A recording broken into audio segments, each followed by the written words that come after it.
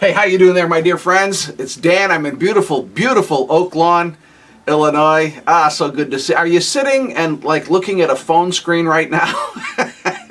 And you're thinking to yourself, man, I wish somebody had some great words of encouragement for me right now. Well, good. You're in the right place.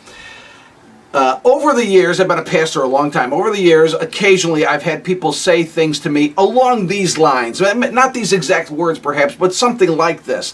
They've said to me, Dan, I don't know how to talk about God. I'm not an expert in this stuff at all. If the subject of God or faith comes up, I don't know what to say. I get nervous. I want to stand up and be bold for God, but I get intimidated, and I'm afraid people are going to think I'm like some kind of a religious nutcase or something. So usually I just don't say anything.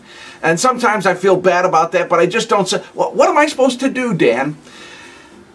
Obviously, there are things, if you're willing, there are things you can learn. There's a lot to learn about this particular subject, and there's just a general familiarity with the Bible that takes time, but that would be very helpful in these kinds of situations.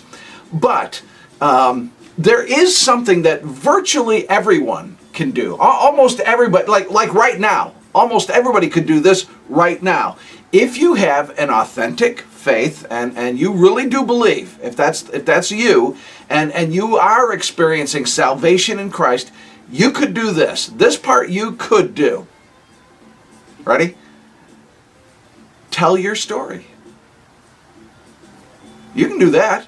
Sometimes this is referred to as giving a witness or a testimony, and basically, in a real simple way, it just involves saying, well, here's what happened to me. And then you tell whatever that is. Hey, I'm not even trying to tell you that this is the best method in the world or that this is the ideal. I'm not saying that. What I am saying, though, is virtually everybody can do this. Like, you had an experience. You lived through it. This is a part of your life. And so, you could say, well, here's where I was, and I had this experience of coming to Christ, and here's where I am now.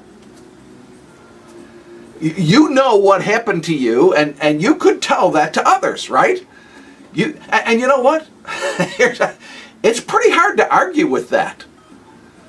Oh, I understand. There may still be people who wouldn't like it, or they may find that it's not persuasive in their own lives. I'll grant that, sure. But if somebody gives a testimony and they say, look, here's what happened. This is what happened in my life.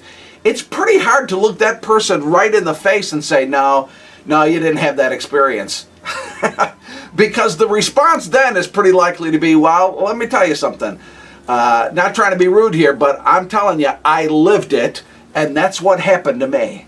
You have a story. Tell your story.